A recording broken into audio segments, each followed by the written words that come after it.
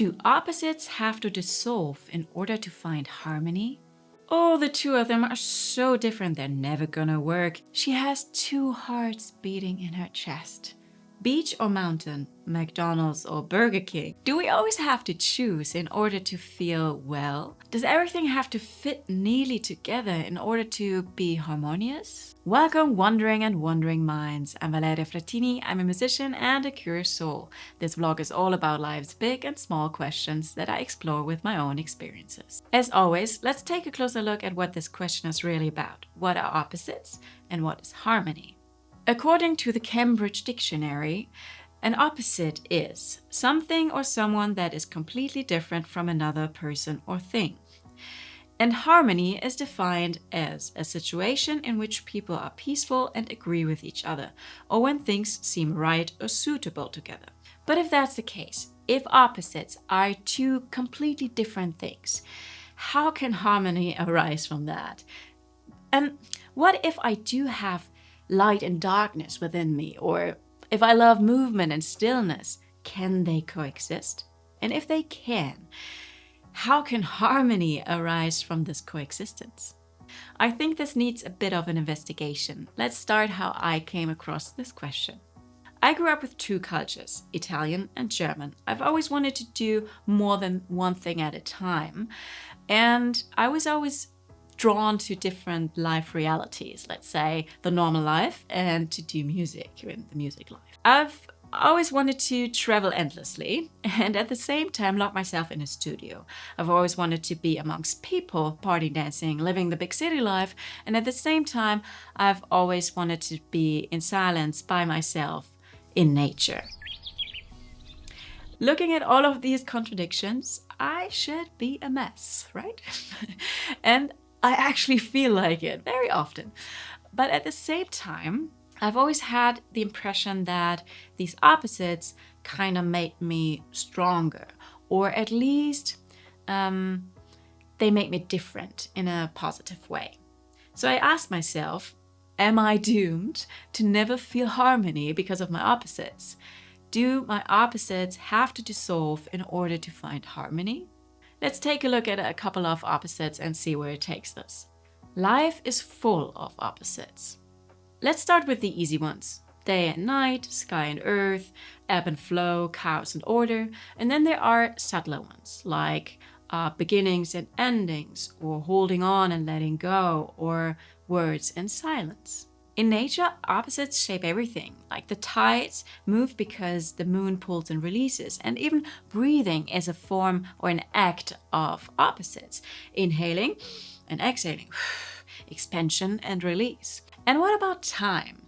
Like we always say we have to be in the moment and look to the future, but we always do look back also, right? And what about the ancient Chinese concept of yin and yang? Two seemingly opposite forces are not enemies, but complementary. Darkness does not destroy light, it gives it depth. Or yin is only meaningful through yang and vice versa. Harmony here is not sameness. It's not the erasure of differences. It's a dynamic balance. Double twisted heart.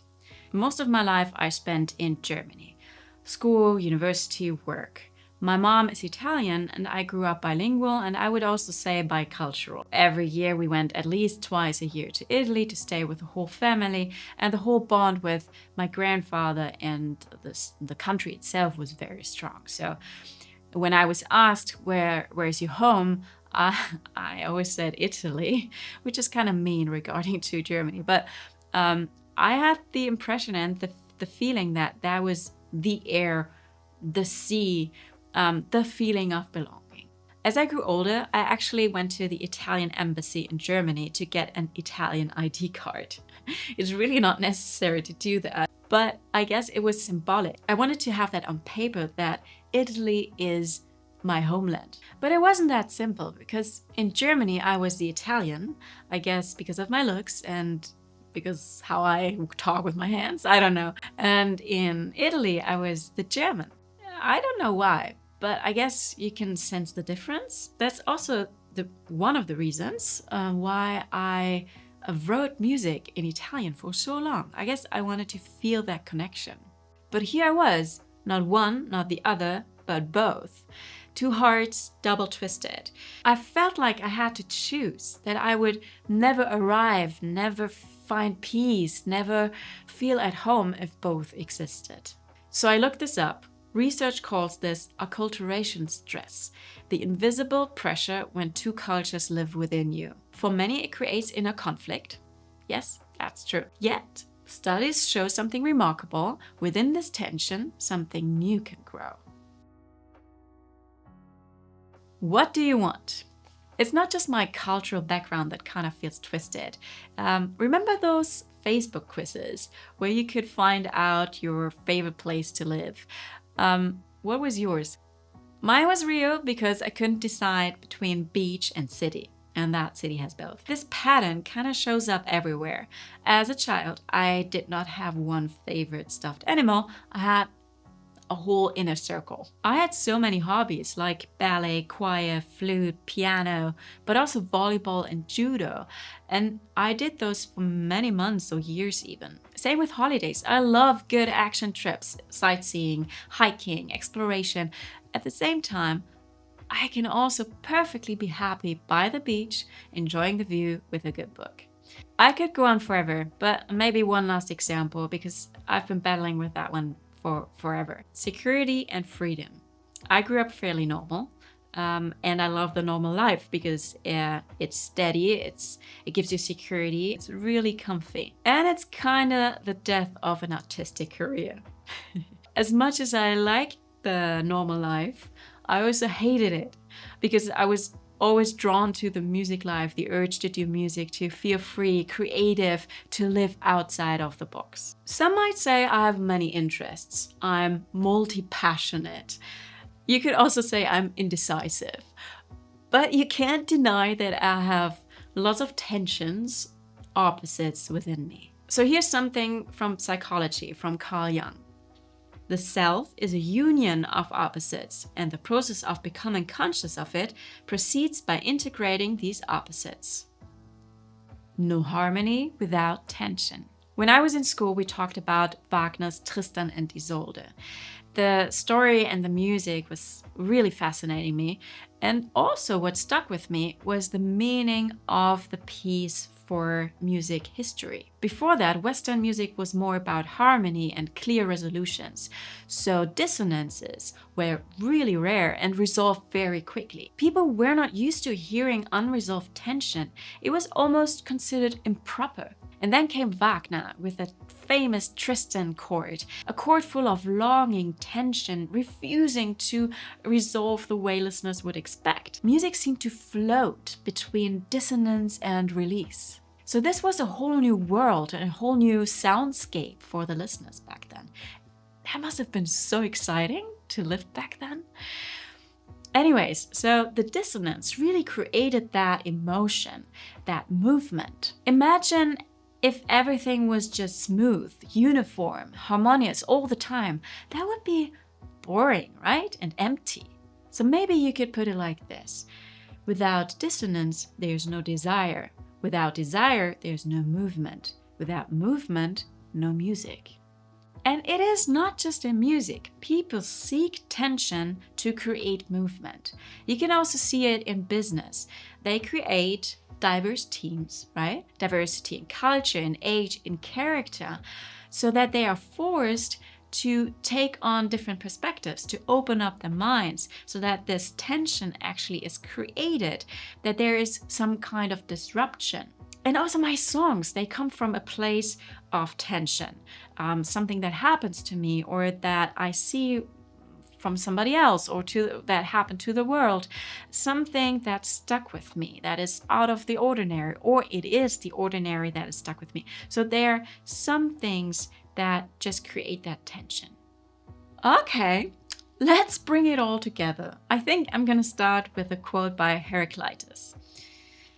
The unlike is joined together, and from differences results the most beautiful harmony. So maybe harmony doesn't always start with sameness, but with contrast. And That's also what I'm experiencing over the years more and more. I don't have to choose between one or the other. It's about learning from the moments when opposites pull me in different directions. When life asks for a decision, for example, when my family needed me, I chose them over music. And I was really frustrated because I was giving up a part of myself. But looking back, I realize each decision reveals something about myself, about who I am, and what I value most. Every tension, every limit I reach, every decision I take helps me see myself more clearly. I guess that is the key. Harmony is born from recognition and acceptance. I cannot live without Italy, but not without Germany. Not without music, not without security. Big city, nature, people, solitude. Harmony is not the absence of opposites. It's more like the space that is holding them both. Oh, and now I got a cheesy one. Harmony is the rhythm between tension and release. Intuitively, we equate harmony with unity and clarity. At least that's where I started out. But after everything that we've explored, I find harmony exactly where differences coexist, where opposites are present in the same space. We saw it in music, in relationships, and within me, and I hope I'm not the only one. Please let me know. So I would say my opposites are tensions. They are my strength, and they drive me. They are kind of like an engine that keeps me moving. Does that make my life simple and straightforward? Hardly. Is it exciting, exhausting, and ever-changing? Yes. If you looked at my life curve, it would go up and down all the time, like a roller coaster. It wouldn't be a straight line. And that is me. And I keep learning over and over again that it has to be like that. Over time, I have found harmony. Not all the time, but I have found it. And not just because I know and accept my opposites, but because I learned how to play with them, to form my own melody. I don't feel harmony in spite of my opposites, but because of them. Do you have opposites within you? Do you yearn for something that is so completely unlike you? I'm so curious to hear your stories and to wander a bit beside you. So please let me know. And if you like this video, I'd really appreciate a thumbs up. Follow my channel for the next episode of Wandering with Wonder.